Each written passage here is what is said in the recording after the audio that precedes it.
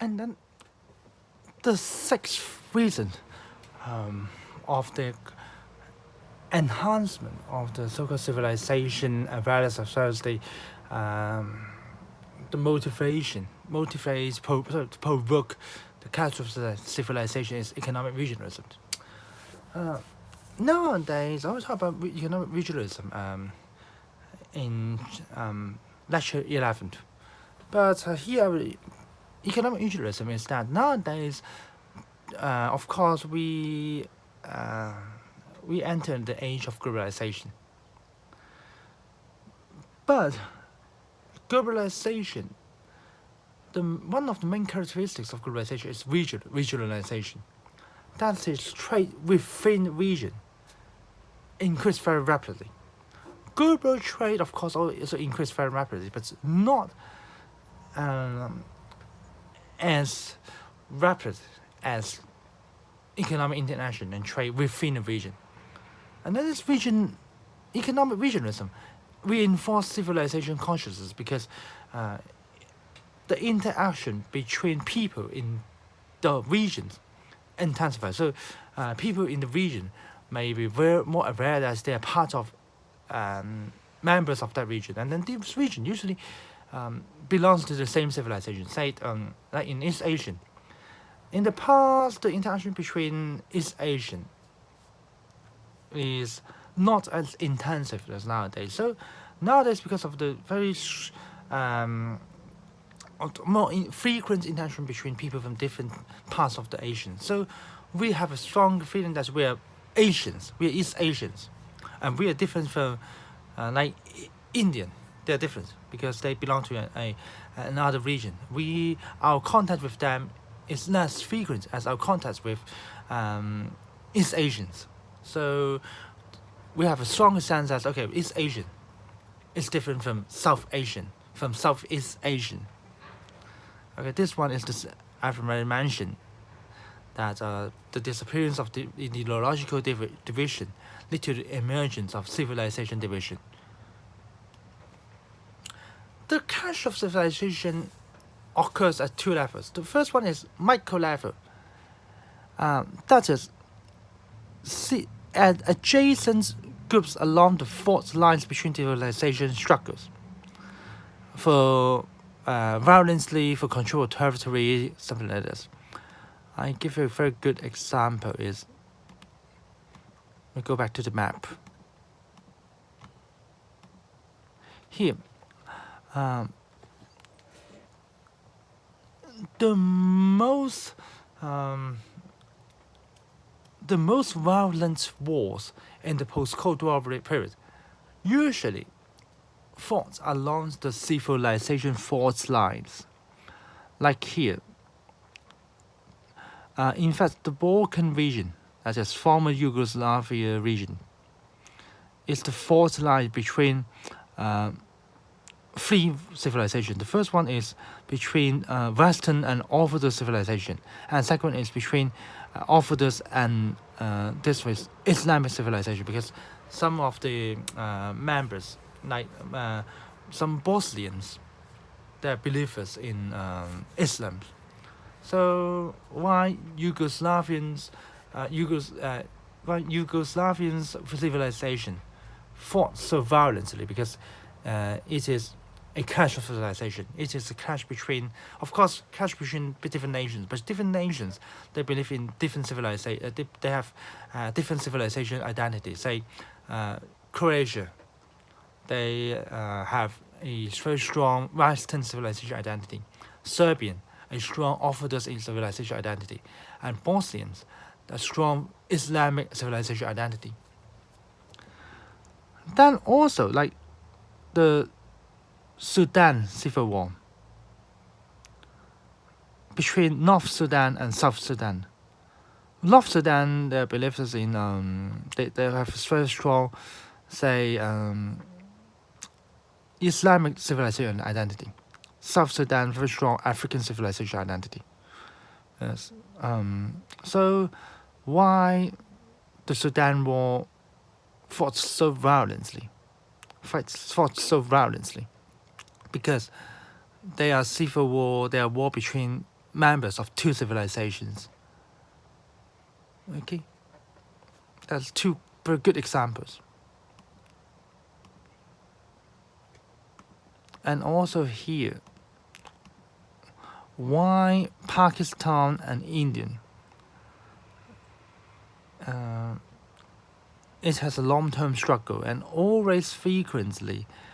there's always a frequent outbreak of war between Pakistan and India before 1999, before both countries acquired nuclear weapons. Because one of them, of course, there are some very practical reasons, like because of the struggle of Kashmir, 喀什米地區 Kashmir. But there's an underlying instance according to this theory of clash of civilization, because these two countries, Pakistan and India, belong to different civilizations.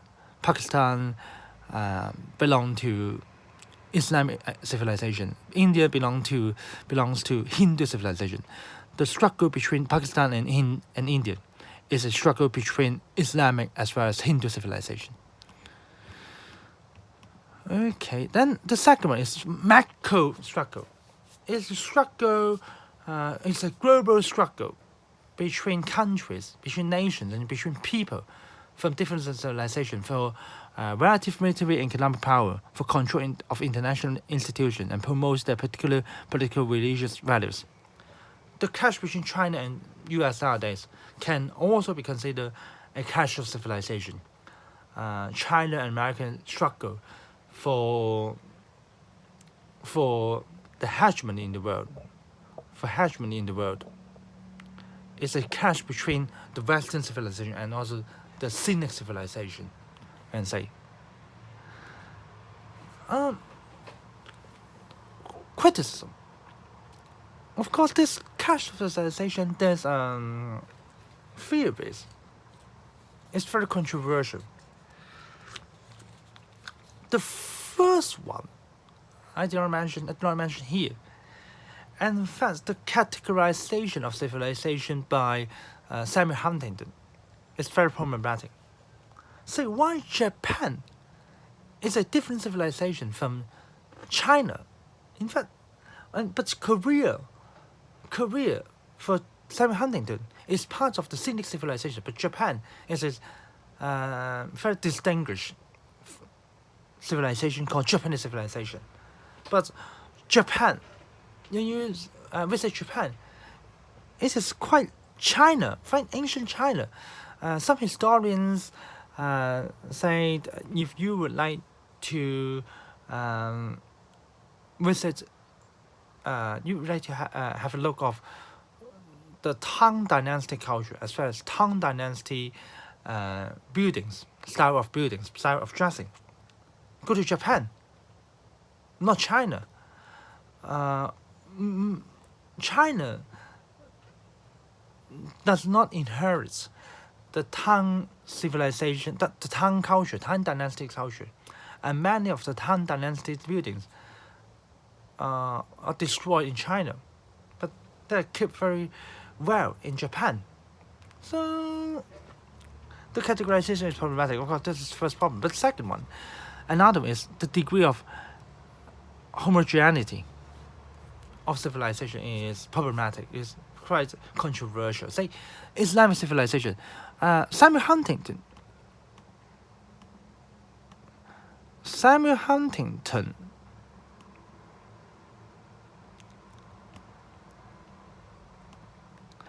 group all countries which majority population is believers of Muslims. That is Muslims are a majority of the population. Group those countries into Islamic civilization, like they have a single identity. But that's not truth. That's not the truth. There are two main branches in Islam. The first one is the Sunni branch. The second one is called Shia, 遜尼派、什葉派. they hate each other very much. These two branches. They have a very strong historical antagonism. Historically, for thousands, not thousands, but more than 1,000 years, they are hostile to each other. They are long-term enemies. So, the struggle between these two branches of Islam is even the struggle between these two branches of Islam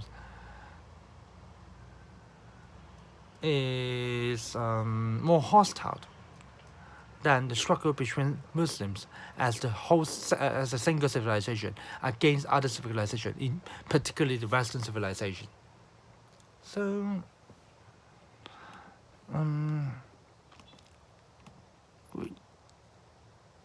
we cannot say Muslim. We cannot. It is very hard to group all Islams into a single civilization called Islamic civilization and say that this Islamic civilization are now struggling against Western civilization. Quite hard to do so.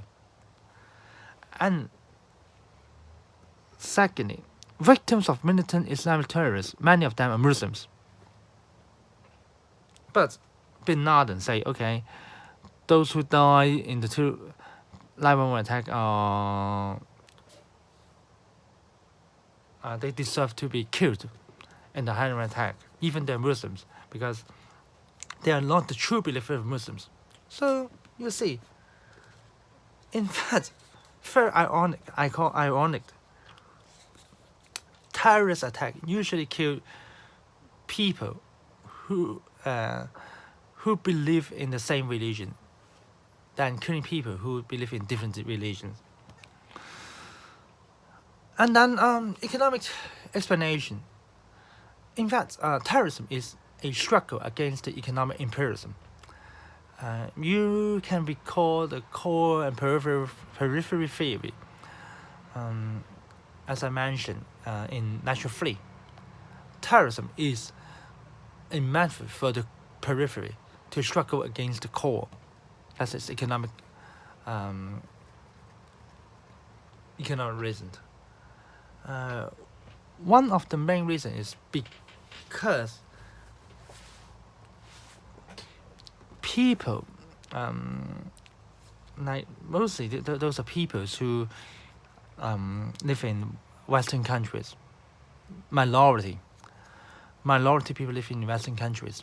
Because of rising living standards as well as access to education opportunities, they have an increased individual expectation. And the past, their fathers, their grandfathers, they satisfied to be a blue-collar laborers, working in factories, working as a farmers, working as a street cleaners, working as drivers. They satisfied. But the second generation of minority migrations to the Western countries, because they receive university education, they expect that they can live a better life, they can do a better job. But due to different reasons, economic reasons, because if you look at globalization, so job opportunities go to other parts of the world. So they cannot meet their expectation. Their expectations are unrealized. Those are very frustrated. And then the frustration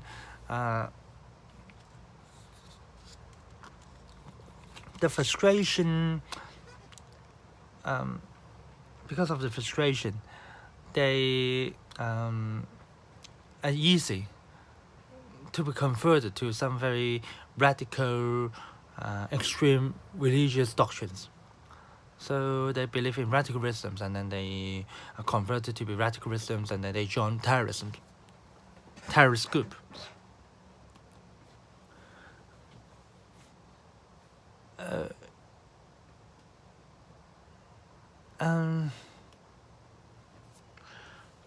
Okay, then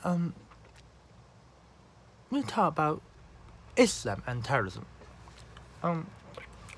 In fact, it is unfair to to believe in Muslims. Very unfair to them. 90% of them, at least 90%, even 95% of them, oppose terrorism. And in fact, the number of people, the number of Muslims died due to terrorist attack is greater of the death toll of other religions in terrorist attack. But terrorism, we also usually give the label terrorism to Muslims, to Islams. One of the main reasons is because, particularly in modern time, after 21st century, global jihad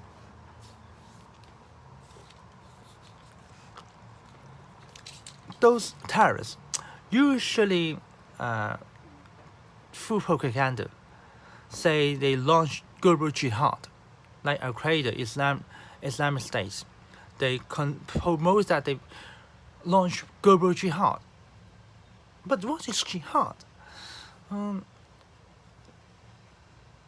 Traditionally, and the overwhelming majority of Islamic scholars consider that jihad is the internal struggle for spiritual purity.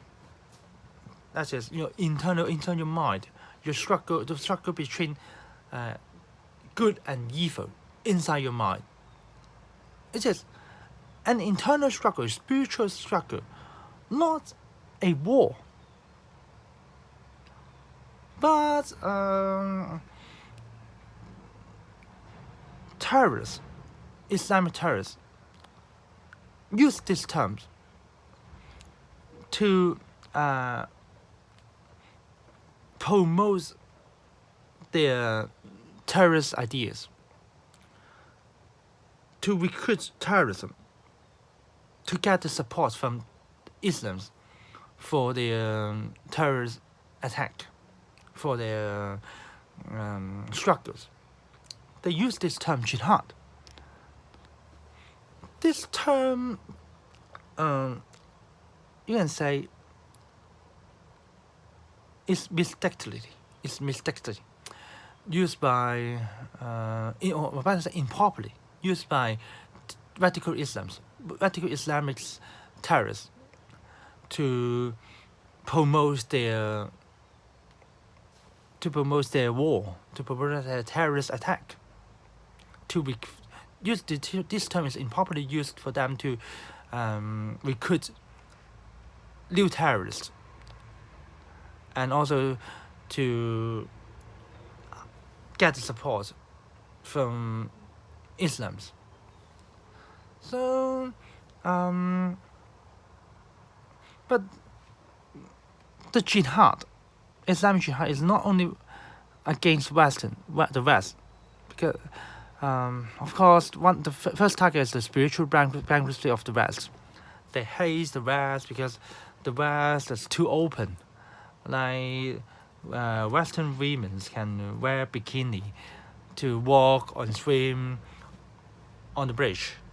They think, oh, it's horrible, unacceptable.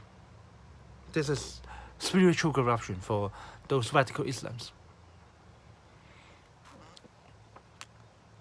But at the same time, they also target at those rulers of Saudi Arabia, Iraq, Pakistan. They radical Islams, they consider them as apostates. That is, people who betray Islams. So they must be killed. Those countries must be overthrown because they betrayed Islams.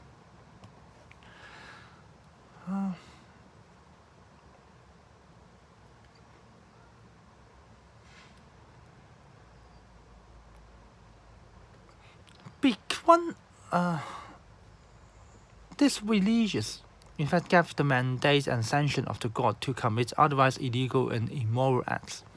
In fact, this claim global jihad is one of the main reasons why radical Islams refer to jihad this term to describe the terrorist attack.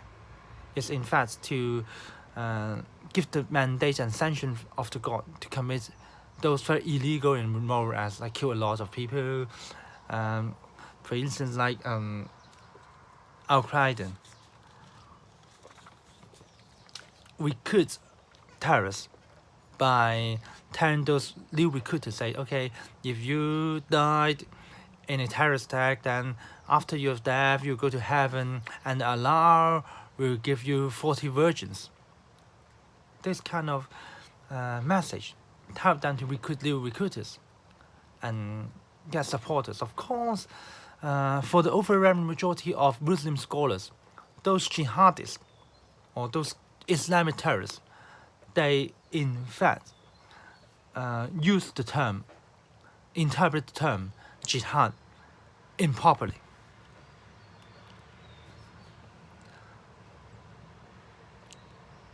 But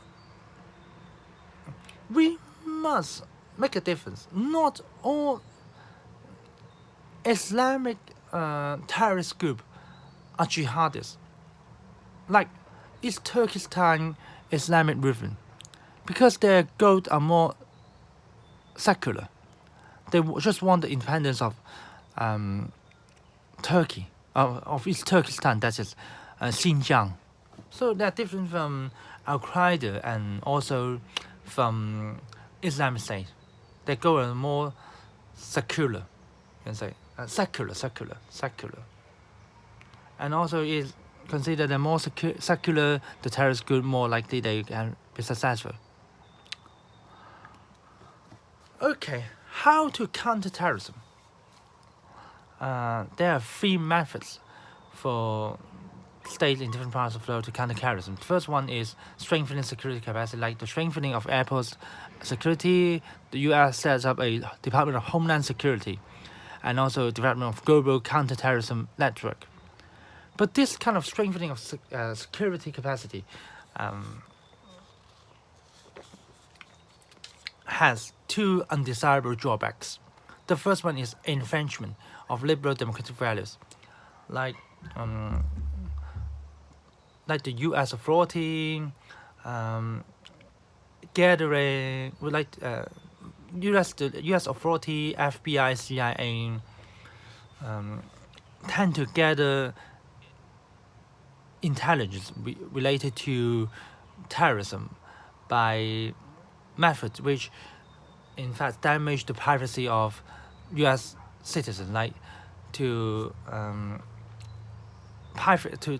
illegally listen to the telephone conversation between U.S. citizens, and also illegally read emails written by U.S. citizens.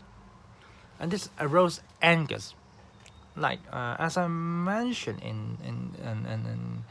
in war, I showed you a photo that the U.S. Armed Force used a dog to threaten a prisoners of war who are Muslims, to give intelligence to the U.S. authority, the U.S. Armed Force. This is in fact a kind of infringement of the person's right, of the human right of that prisoner of war, and this aroused anger. So this practice, to some extent, even motivate more people to join terrorism, to join terrorist groups, because their anger, they consider that those counter-terrorist measures are a form of, say, humiliation against Muslims. So they think that we have to join the struggle because the rest is so horrible. We have to struggle against them. And then the second method is military repression. War on terrorism is a typical example, but this kind of war is very unjust, and then it also arouse sympathy to the terrorists, and then they strengthen terrorist organization. Like the war on terrorism, at the end of the day, cannot eradicate terrorism in Middle East. In East, even Al Qaeda is a group which can only launch terrorist attack, and it cannot control a big piece of land. But Islamic State, as they speak, control a large part in the Middle East region, and it even can establish a state. This terrorist group can even establish a state. A lot of supporters. Its supporters more than Al Qaeda. Why? Because the war on terrorism aroused sympathy to Islamic terrorists among people living in Middle East. And the third method is political deals, through negotiation diplomacy. This usually is the best method to solve those kind of secular terrorist group which fights for some kind of secular purpose, like separatism. Like the Oslo Accords, the signing of Oslo laws can settle the PLA, Palestine Liberation Army, and the Israeli government. Settle these accords can a peace settlement, and then the number of terrorist attacks launched by PLA against Israel dramatically decline.